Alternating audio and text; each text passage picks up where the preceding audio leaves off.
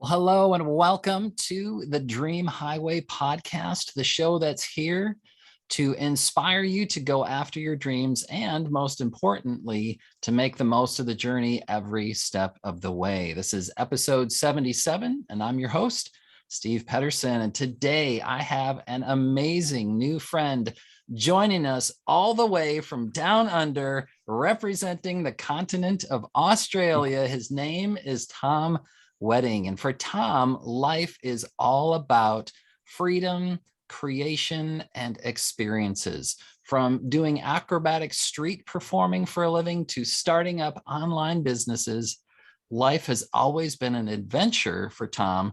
Business has allowed him to have freedom in his life to do what he chooses. And after all, we should be focused on making amazing memories a priority. He's met some amazing people along the way and has inspired others to seek more freedom in their lives. Who better to have for the Dream Highway podcast than Tom Wedding? Tom, welcome to the Dream Highway. Yeah, thank you. Just as you were saying that, I was thinking, hopefully I can represent Australia well, because I'm not sure how many Australian people you have jump on this podcast, but hopefully I do Australia proud. Well, you're the first guest. Okay. So you get to set the bar. So I love it. I love it. Yeah. So that's, I love that intro. That's a very powerful intro. Well, you wrote it. So I did. I did, but like hearing someone speak it is like totally different thing. It's very interesting. It is. Yeah. Right. So tell us. So first of all, not only are you on the other side of the globe from me, but you're also in the other hemisphere from me. So I'm in Chicago, you're in Australia. I'm in the middle of winter. It's freezing cold here. And tell us a little bit about life in Australia. What's it like down under, as they say? Do they say that down there? Yeah, I guess we say that. Okay. More use the word Aussie. That's kind of the word we use a lot. Okay. But yeah, it's way colder down here. So total opposite of where you are. It's very hot, very, very hot. Okay. Very hot at the moment. There's like 35-degree weather some days, which is just very hot. I'm not sure if you guys use Celsius or. Well, I was just going to say metrics. Right. I was just going to say that 35 Fahrenheit is about what it is here. So 35 Celsius. Do you know how that would translate? I'm not too sure. Sure. It's funny but because very hot. Yeah, most of the world is on the metric system. So yeah, funnily enough, I use miles to track my distance, whereas everyone else here uses kilometers. So I guess that's a little bit American in me. Yeah. So question, have you ever been to America? I haven't. I would love to.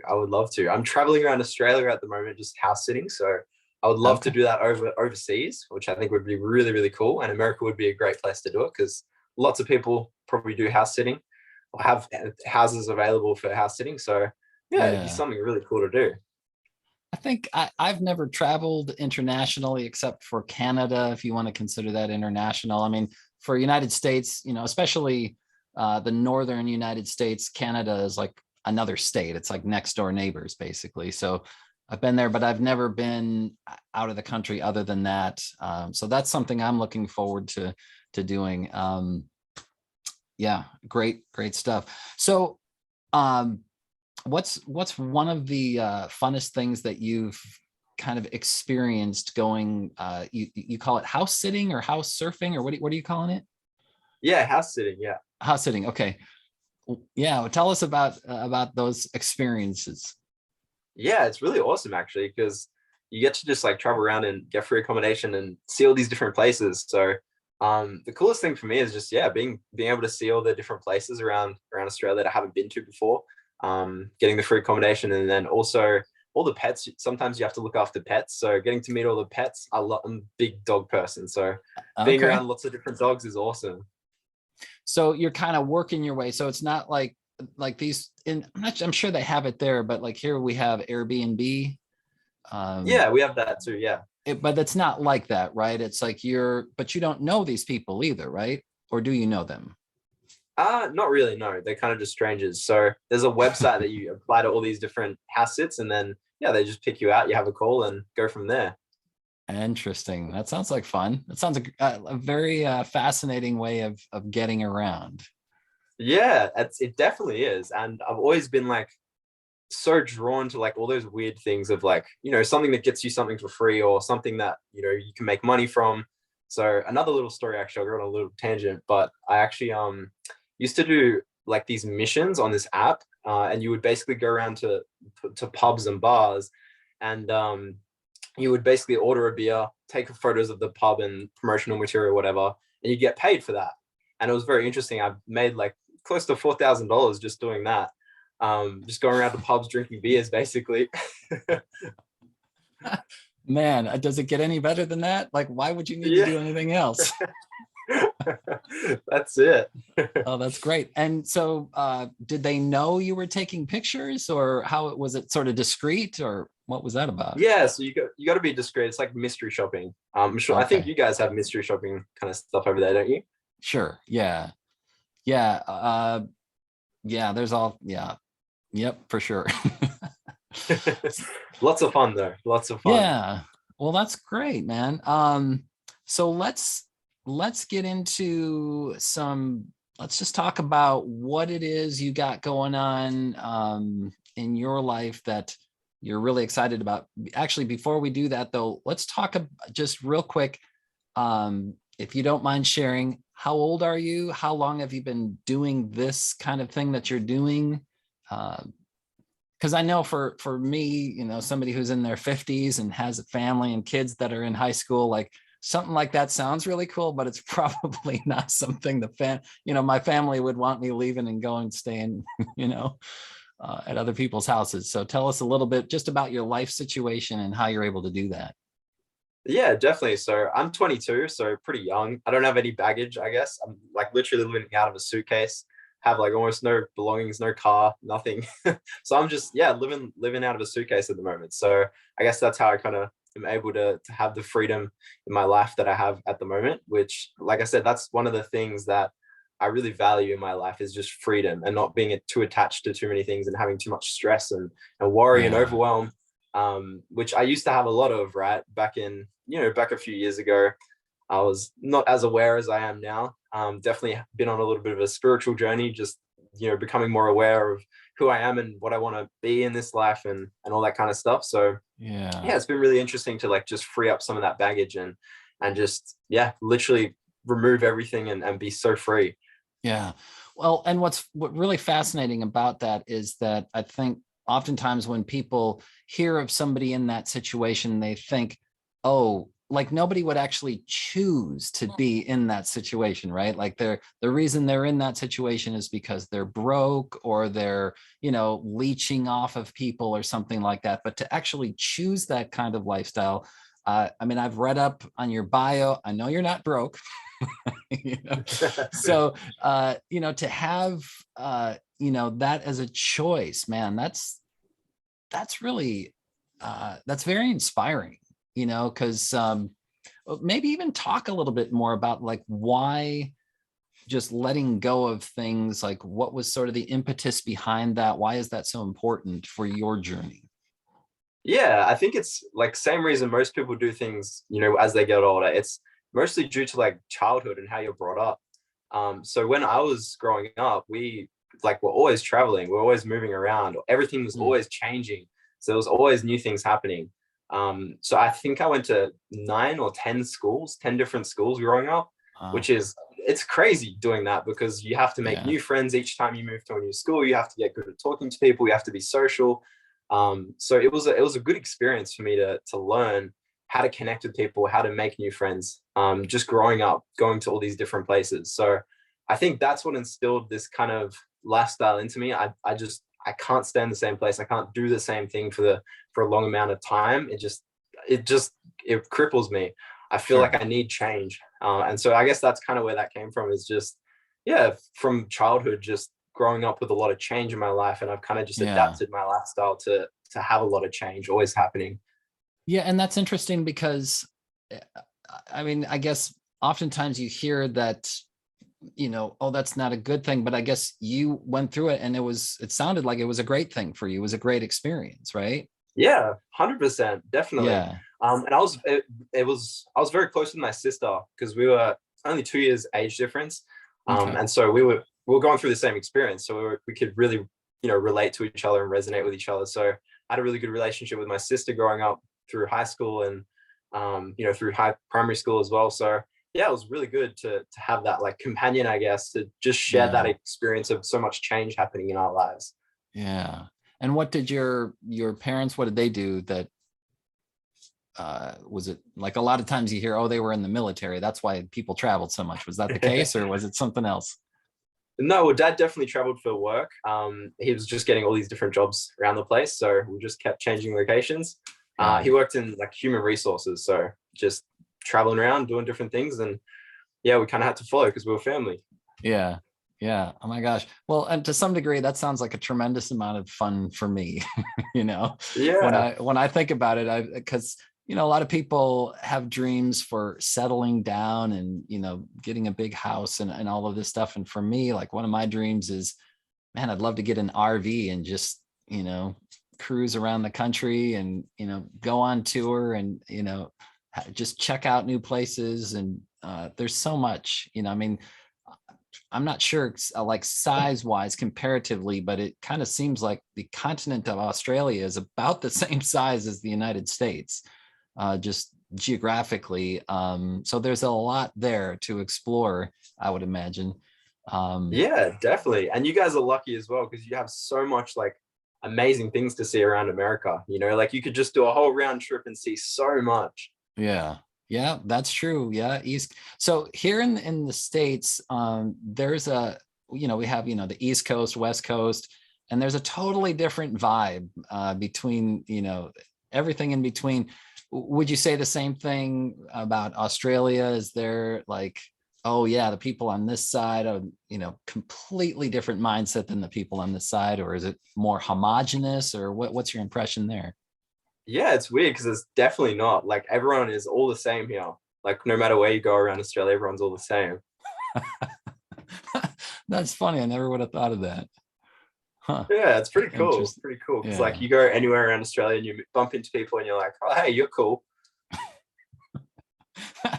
Everybody's cool. That's great. Well, cool. Well, tell us a little bit about just, what you're doing. I mean, aside from, going, doing the house sitting, I know you have other things going on, other business ventures and these kinds of things. Tell us what you got going on and what you're really excited about. Yeah, so at the moment I'm about to launch our little mastermind community. It's going to be like basically bringing people together to build their own freedom business, which is what I've done. Just because like I feel like a lot of people who want that lifestyle of like a digital nomad or laptop lifestyle, they really need that support and accountability, right? So that's really what Mm, that community is going to provide. So that's really a big passion of mine because like obviously I live that life and I really want to share that with others who want that as well. mm. And so that's going to be a big passion of mine, building that community. Excellent. Excellent. Yeah. And so that's in the works.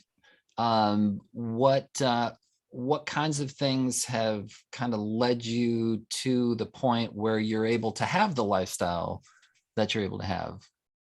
Yeah, so the first kind of business that really allowed me to have that lifestyle was a coaching business that I started up. And so I was teaching agency owners how to run Facebook ads to find more clients. Um, Obviously, it didn't start there. I obviously ran my own agency first, had a couple bits and pieces of success there, and then decided to do the coaching thing. Like, hey, I know how to do this. I can help other people do it. And Sure. that's the crazy thing about the coaching space at the moment is just whatever knowledge you have, whatever skill set you have can really be monetized by just teaching people it. So Yeah. if you're a piano teacher or you're good at music, you can teach people how to do that. If you're good at running, you can teach people how to be better at running form. Like there's all kinds of ideas with coaching. So that's why I was really drawn to it.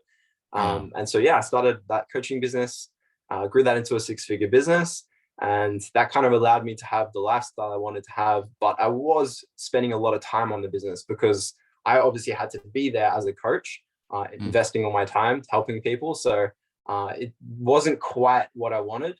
So that's when I found doing more of a service-based business, right? Where it's offering a service and having a team delivering that service as opposed to mm, me being the coach. And yeah. so that's when I shifted more to helping people with their Facebook groups, And so that turned into a more of a service, and I have a team of 5 doing all of that at the moment. And that's kind of what's allowed me to have this lifestyle of freedom, is just, yeah, having the team of 5 basically doing all the client work. I think I'd work about less than 4 hours a week, I'd say, on client work. So I have my weeks very, very free to do what I want, work on what I want, like this community, right? That's a passion of mine. So I'm like, hey, I have time to work on that. So yeah, that's kind of where I'm at the moment.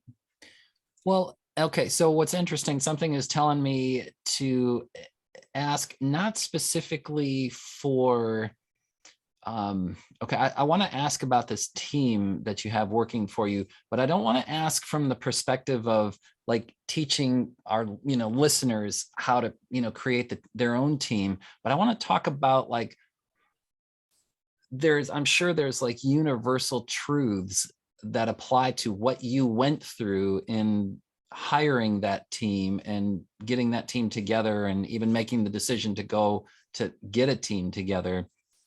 So maybe talk a little bit about that process. Like, okay, like what led you to that point of, in the coaching world, we say, nobody, people won't change until their desire to change becomes greater than their desire to remain the same.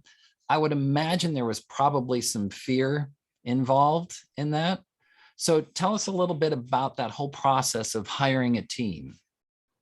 Yeah, so I'd always kind of had like a little bit of experience like hiring team members, like when I started the coaching business, but never anything like super serious. And so when it came to the service-based business, I was like, to deliver this, it's going to make way more sense to have a team. So that was kind of the mindset I was in when I had that business idea. I was like, okay, cool. Like, this is going to be a service-based business. We're going to deliver a service.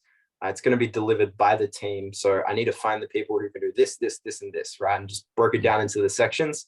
And then, just went out and found people. And I think the important thing I focused on when I went out and found those people was, I don't really care about the experience or the skill sets that these people have. I really just want them to have the right attitude, right? And be aligned with the vision that I'm trying to build.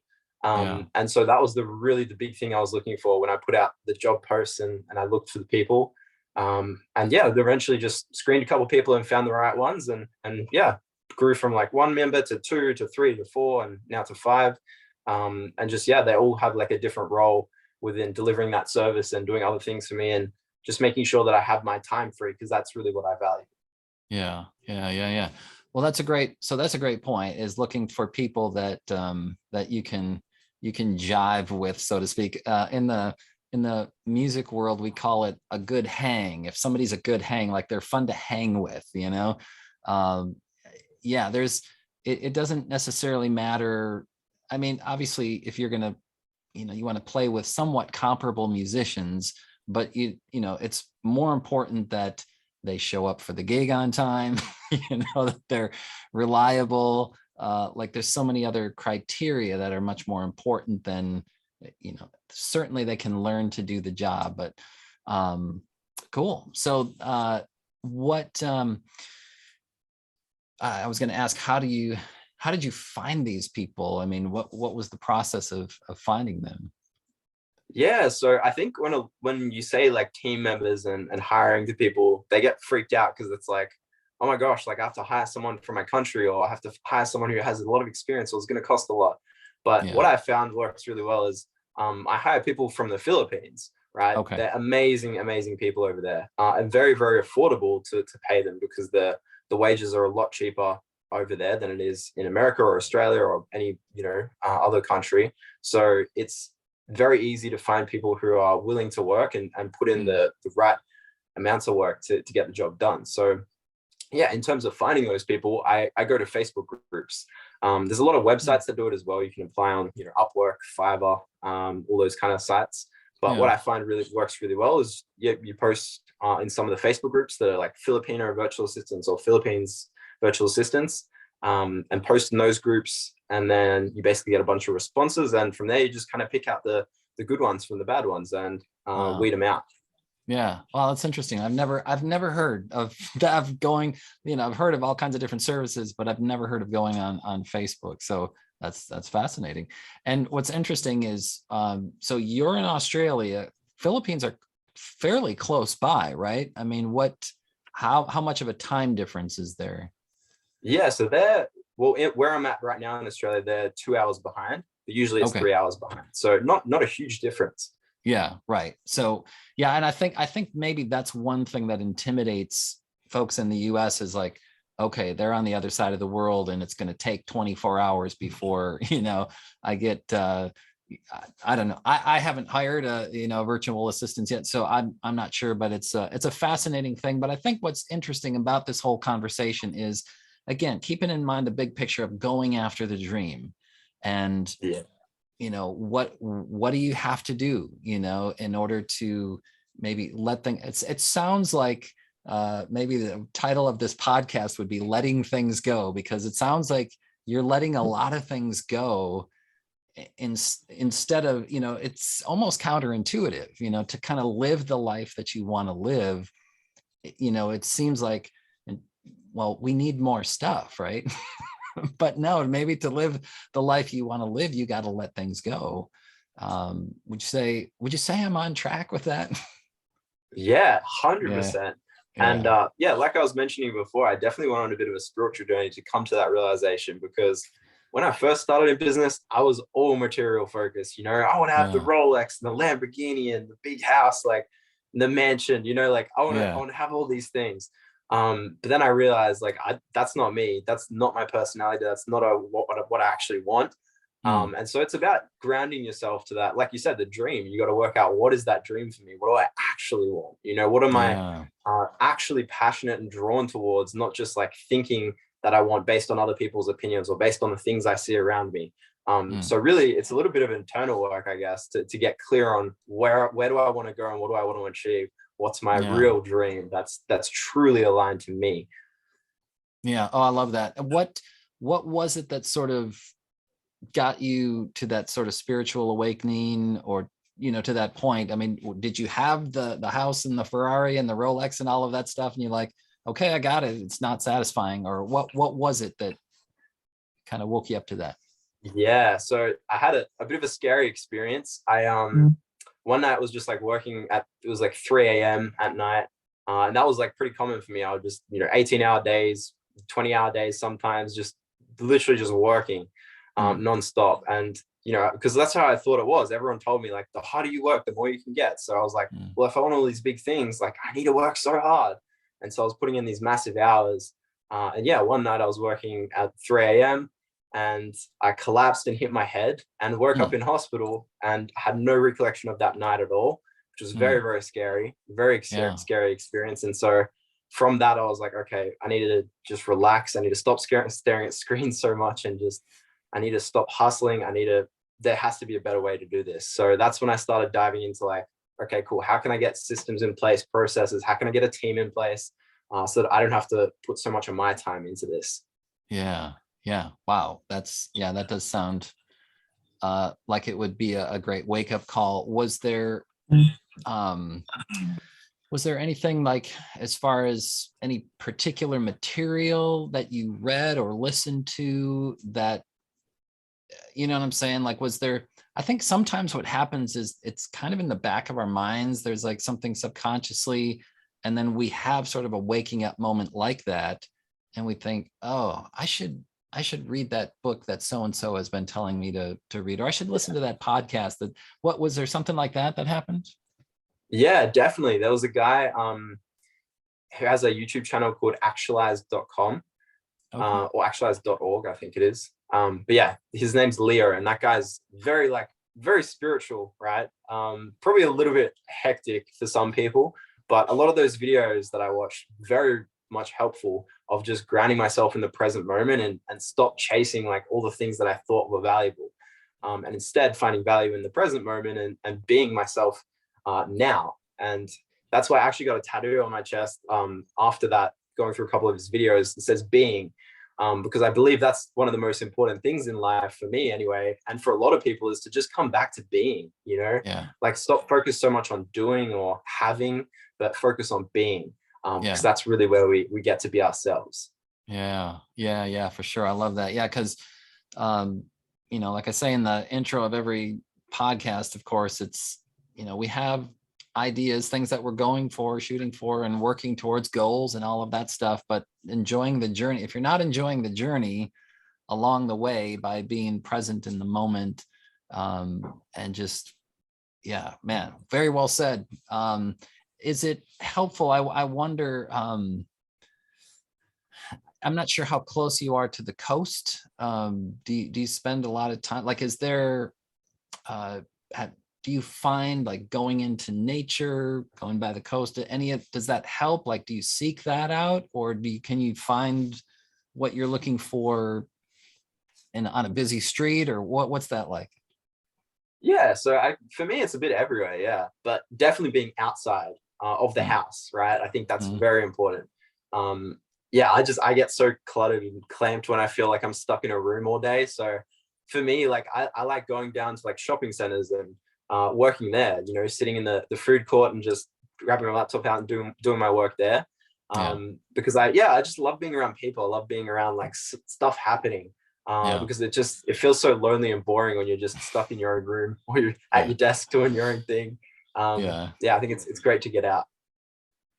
That, it's interesting because what it makes me think of is, with the whole COVID pandemic and all of that, um, I don't know for sure, and maybe you can shine a little light on it, but I've talked to people who said, "Oh yeah, Australia is like totally closed off or whatever." Like, they're. What has been the pandemic like in Australia for you? Yeah, it was pretty hectic. So I was living in Melbourne in an apartment for a while, and like right in the city, and we were in lockdown for I think it was close to like 6 or 7 months, Okay. which means like we couldn't go out for anything other than shopping, an hour of exercise, and that was it. So Hmm. like we couldn't leave our like houses unless we were doing those two things. So it was quite frustrating because you couldn't see any friends, you couldn't connect with anyone, couldn't see family. And so that was pretty rough just being locked inside. And to make it all worse, it was just raining the whole time pretty much during that season. So Well, right. I was going very to say, gloomy days. yeah, because I was going to say in the northern hemisphere, I mean, it started in March, so at least we were kind of coming out of winter and going into spring and summer, and so we could easily get outside. But it sounds like that was the opposite for you guys. Um, Yeah. so yeah, I can't imagine that. I guess maybe on the other hand, though, I mean, here in the wintertime, everybody's locked up anyhow.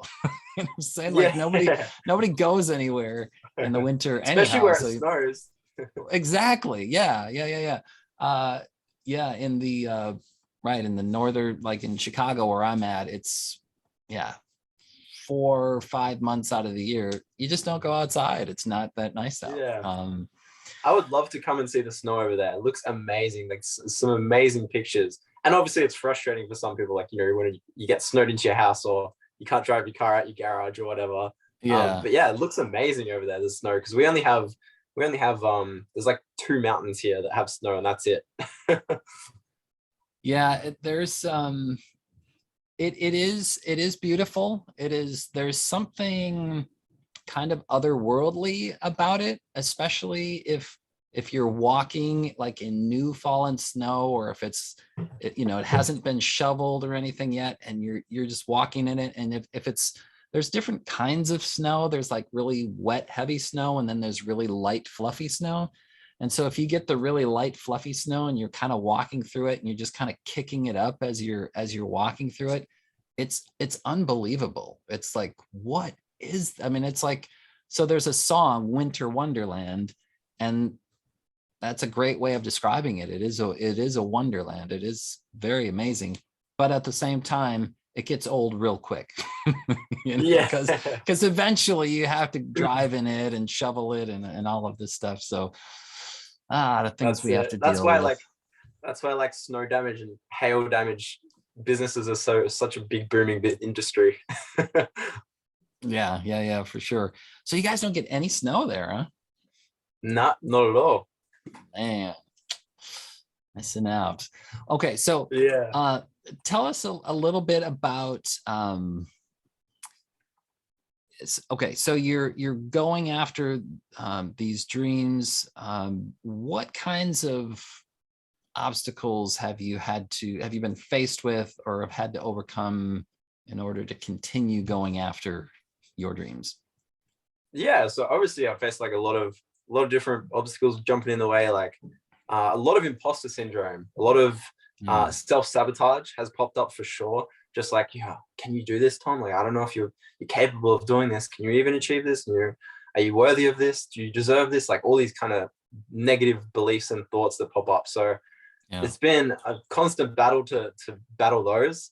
But apart from that, that's been like the main issues, and I find that a lot of the time when you have a negative, mindset or negative thoughts keep on popping up, you start thinking negative, right? Which then makes you act in negative ways. And when you do that, you're just going to get negative results. And so that's what's shown up in my life when that's happened is, when things go wrong in my mind, things start going wrong around me. And so that looks like, clients asking for refunds or clients making complaints or, I lose a team member, they don't want to work for me anymore. Like just little things like that popping up because I wasn't aligned to the vision and I wasn't in a positive headspace to be doing the right actions. So yeah, I think there's a lot of cause and effect that people don't realize that happens in life.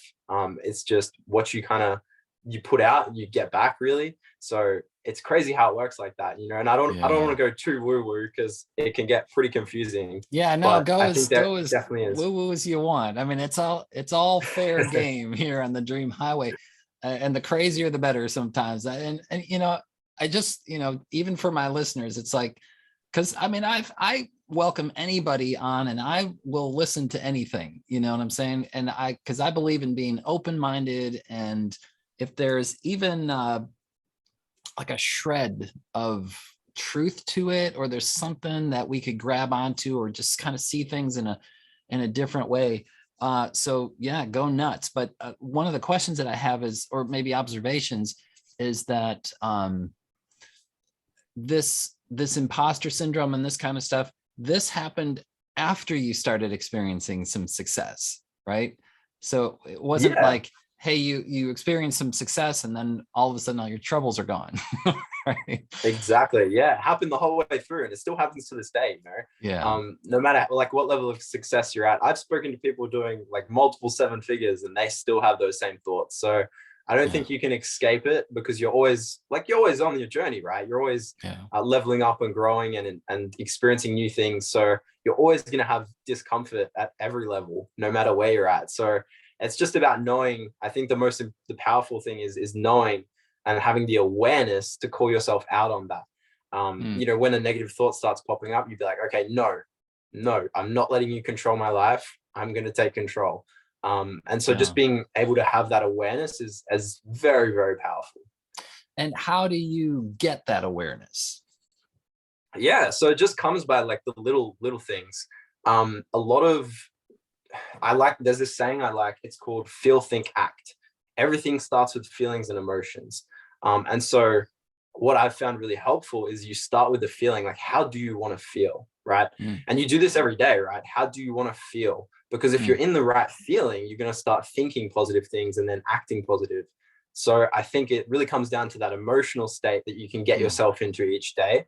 And there's this, I like this, can't remember her name, but she says this really cool quote, really cool idea, which is to put yourself in your high flying cloud, which is basically like you think of an experience in your life that's made you feel great, like amazing, and so you put yourself in that high flying cloud, in the morning, and that gets you into a really positive emotional state.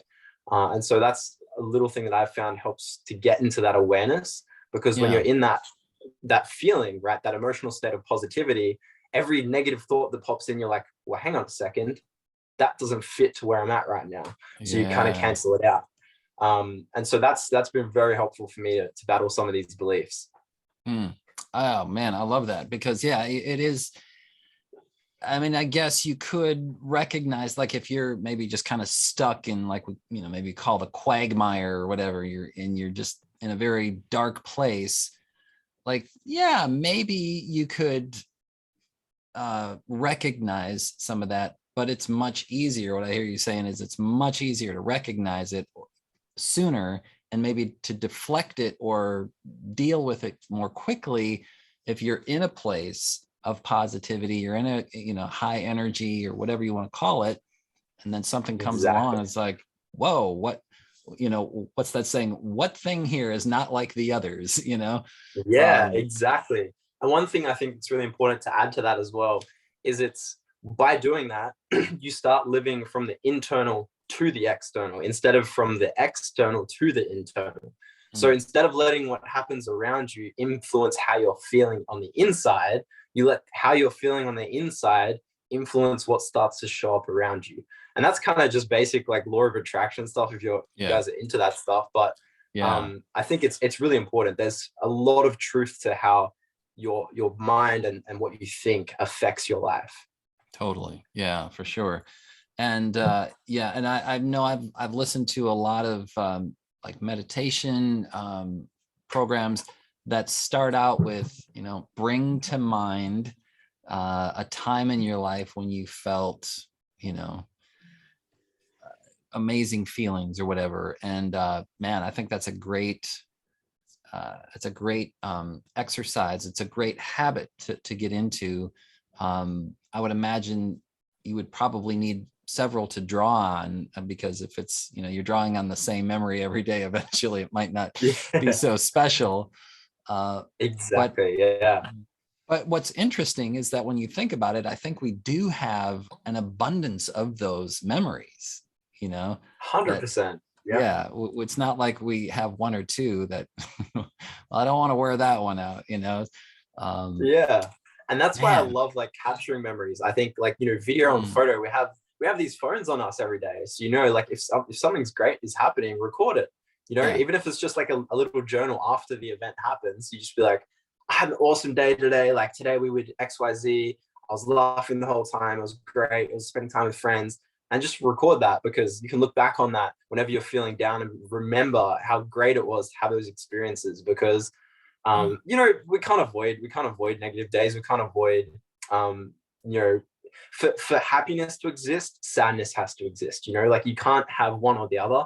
yeah, They have to both exist for each of them to exist. So it's really yeah. important to be able to, on the sad days, make them less sad or make them Yeah, last for not as long as your happy days do. So sure. think Or at about that. least be able to appreciate them, like, man, this day really stinks, Yeah. but I know that if I'm not going through this, this is just going to make this other thing so much better.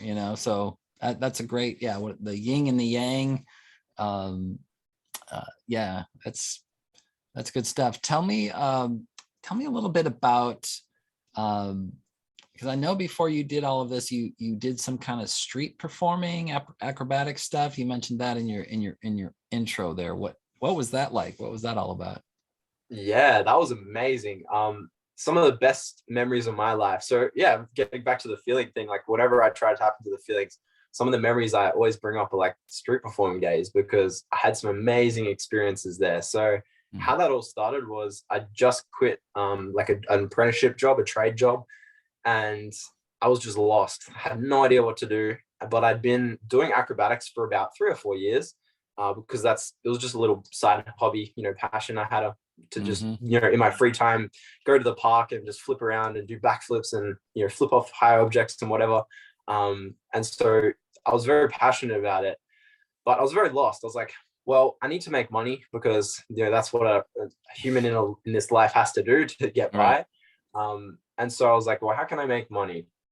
And by chance, I actually bumped into this American guy who'd come over to Australia to marry his wife here. And he had been doing street performing over in America and like in New York and stuff, just like on the streets, just these massive shows. And he showed us some like videos of it and we're like, wow, that's crazy. Like, how do you do that? Mm. And so we kind of teamed up with him. He's like, well, yeah, I'd love to start doing this in Australia. So we like got a little crew together and we started performing in Australia, just like building these crowds and just entertaining them. Wow. And it was absolutely amazing. Like I remember the first time that we went performing um, with this guy. We went out, it was four of us, me, my best friend, this American guy, and some other breakdancer. And we went out, we did like a couple little shows. We did 3 or 4 shows for the day. And then at the end of the day, I just remember this guy hands me and my friend $40. And at the time, we were like, we weren't expecting to get paid at all. We were just doing it Yeah. because it was fun, you know, like we Yeah. love to do acrobatics. We love to Yeah. flip around.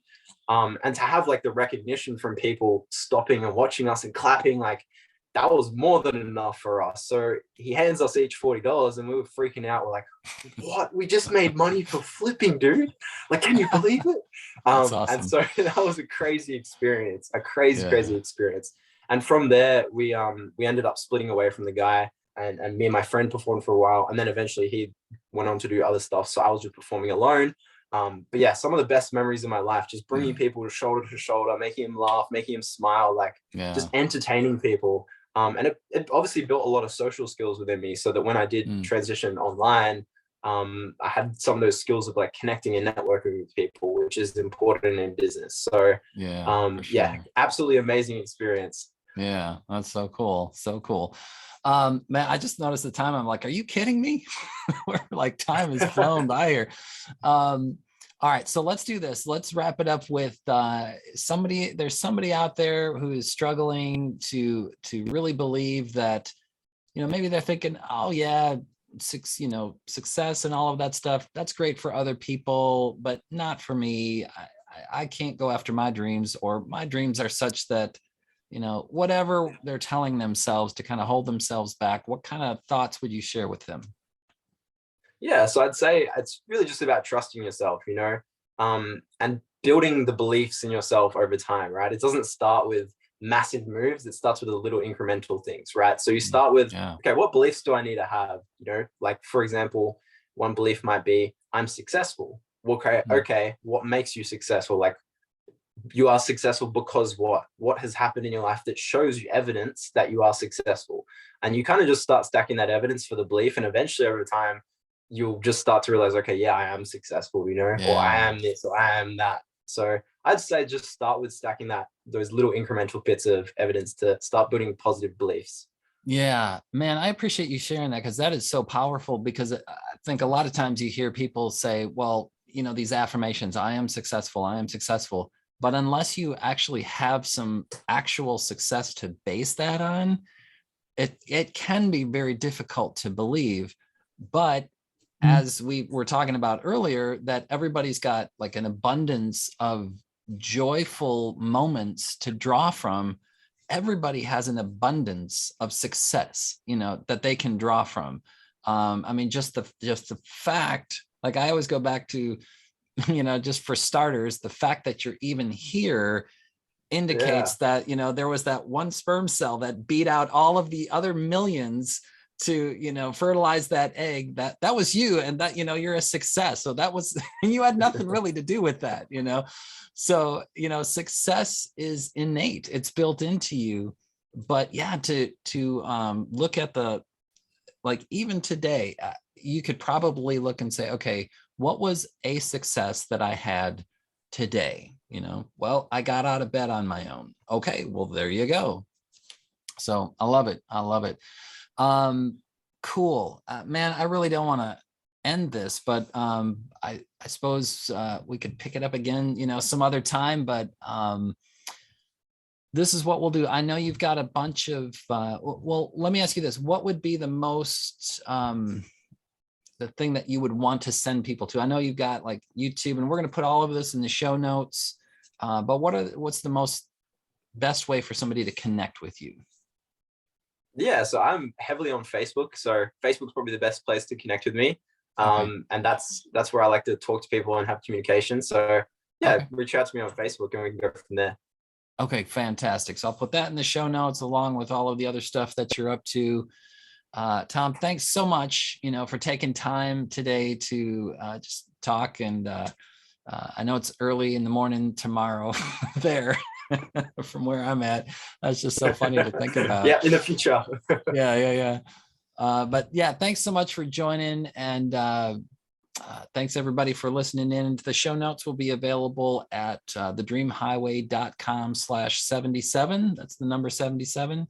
Until next time, keep the dream alive. Take care. Awesome. Thank you.